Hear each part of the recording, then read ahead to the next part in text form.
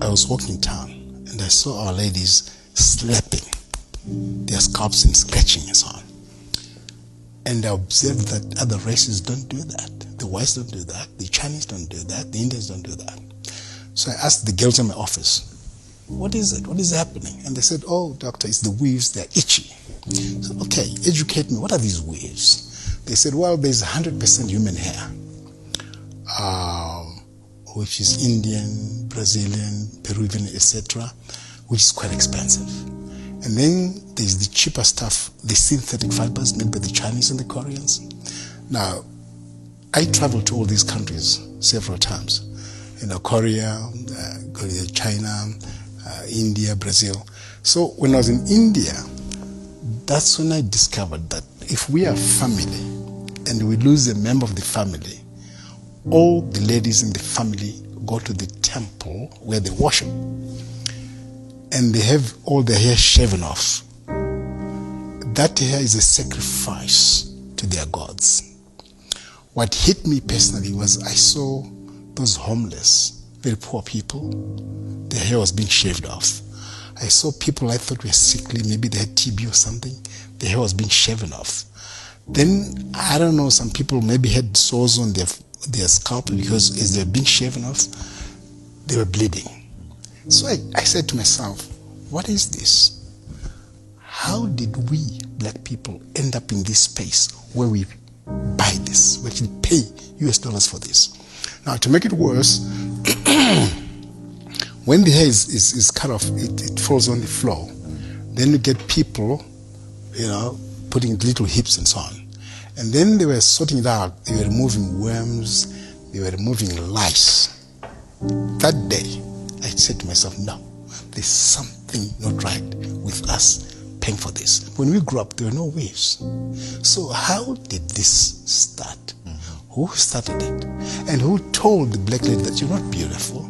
To be more beautiful, you must wear this thing. If we go to a restaurant and we have expensive food and we're eating the food, we find human hair in there, we won't take it. It's contaminated.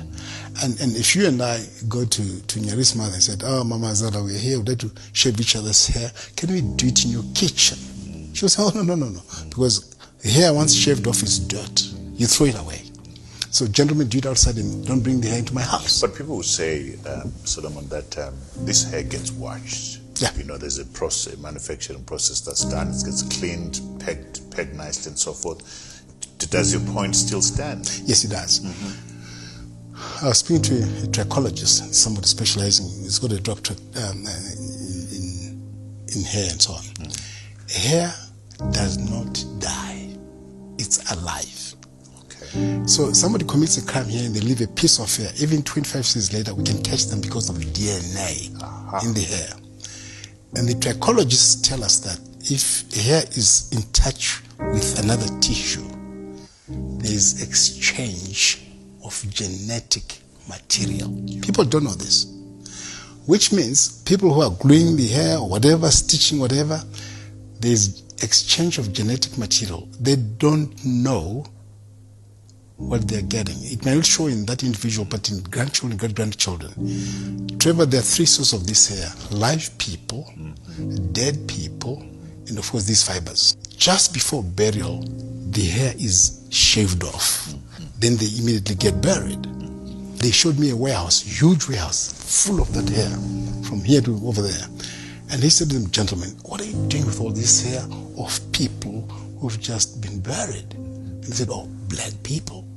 Black people love this hair. If you ask ladies with the expensive hair, the natural hair, if you say to them, is this hair from a dead person or a live person? They don't know. Now, this hair, it will fall off in here, in the bathroom, in the kitchen and so on. This dead people's hair, we don't know what those people died of. We don't know what disease was running in their family. We just buy. What our people don't realize is this: our skin and our hair, they need to breathe. Caucasians, white people, have that kind of hair and that kind of skin because they come from a cold climate, -10, -20 degrees Celsius. There is snow. So that hair and that skin is an adaptation to their habitat, to their environment. So that's why when white people come to this part of the world, because of the sun, they get skin cancers because they don't have pigment. This pigment is worth more than gold.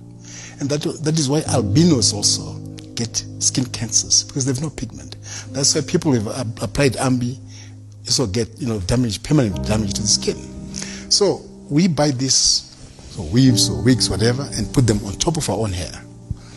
Now, it means the scalp cannot breathe. Some people keep this for 4 weeks or even longer. What's happening? I said to the ladies, do you know, you get the hair on your scalp, your armpits, your private parts. Wherever there's hair, there's sweating. Could we go for 3 days or 1 week without washing your armpits and your private parts? No, you can't. When we keep sweat for just 2 days, we start smelling. Now imagine the smell after 2 days. How does that sweat smell after 4 weeks? You know, when they go for 4 weeks, this sweat, 4-week-old sweat, plus dandruff. And because of that, you get bacteria, because the bacteria love this environment. It's hot, it's wet.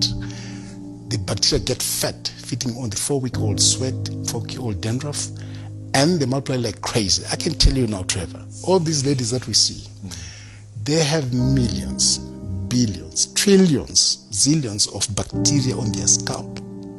And these bacteria then chew on the scalp, and each time they're doing this, they're touching 4-week-old sweat, dandruff, and bacteria. And they don't wash their hands. Maybe they're in a combi or in a bus, they just carry on, they're touching plates and all this and all that. I find it. I want